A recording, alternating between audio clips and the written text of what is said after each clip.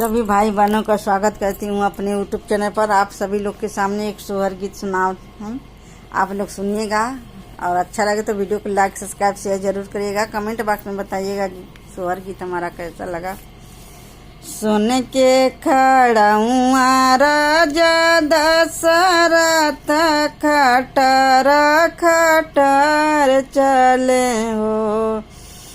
सोने के खड़ाऊँ राजा दशरथ खटर खटर चले हो। ये ललना चली भैले सरजू किनारावा त सरजू के मनावेला हो। ललना चली भैले सरजू किनारावा त सरजू मनावेला हो।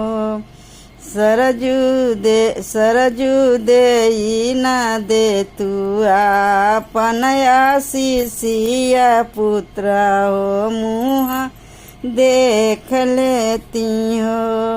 सरजू दे तू आपन आशीषिया पुत्र के मुँह देख लेती हो।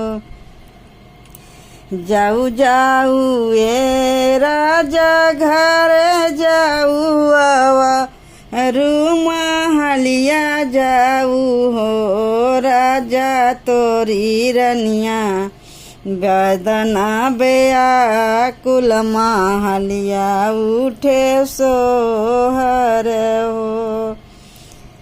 जाऊ जाऊ ए राजा घर जाऊ आवारू महलिया जाऊ हो। ए राजा तोरी दाना बदन बेयाकुल महलिया उठे सोहर हो।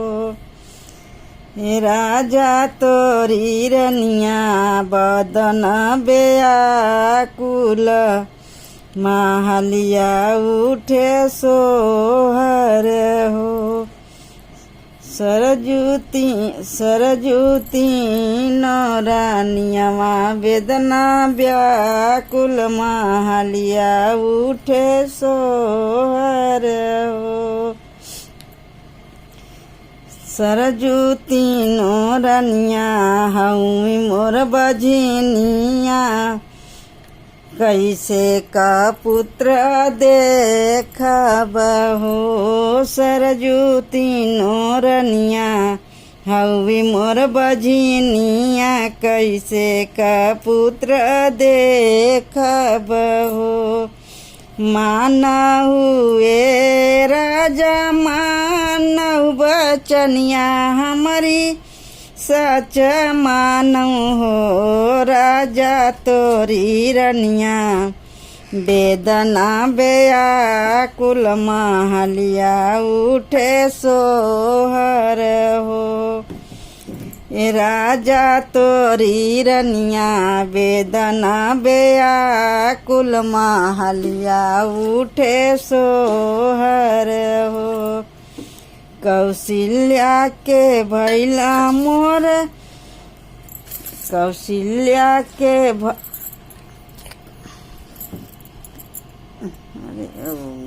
बेकार